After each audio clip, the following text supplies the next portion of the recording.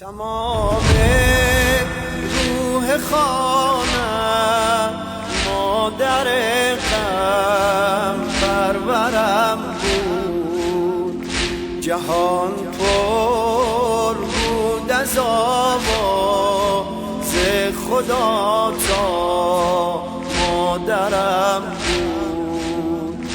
هوای گریه دارد آسمان چشمایم، سرم را گوشه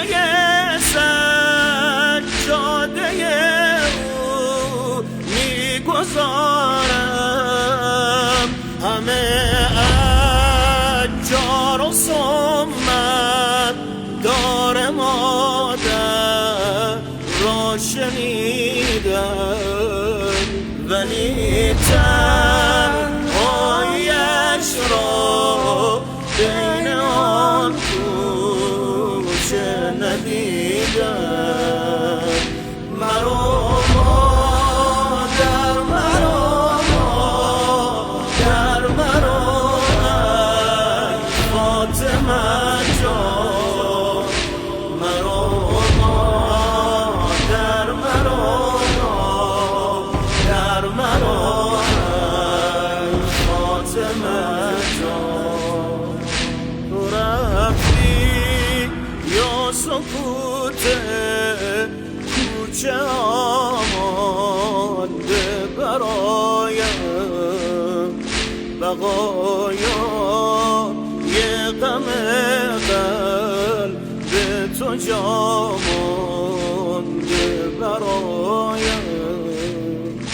و در نگرم دل را به آتش میکشاند، غم عالم خودش را روی قلبم میتکاند.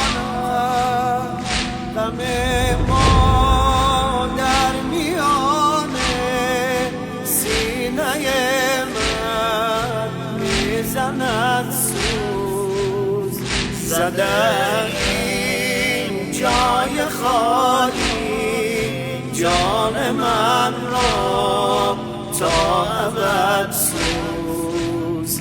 مرو مادر، مرو مادر، فرق ندارد دیگر حال علی.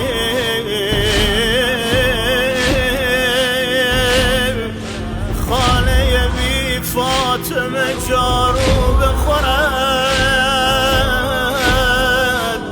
یا نخورد. داغ محسن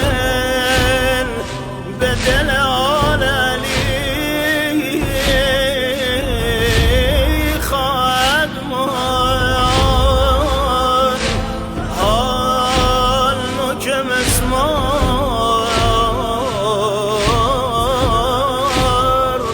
به پهلو بخورد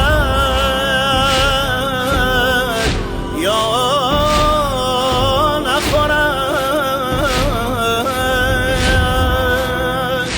خوشا آنان که میبخشند و مثل تو بسایل دعایم کردی و از عشق تو دریا شد این دل.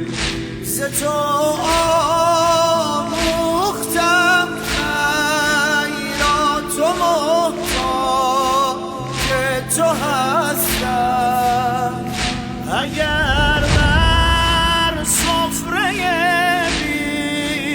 بیچارگان نان داده دستم، نگاهی کن به من آوردم نام تو بر من.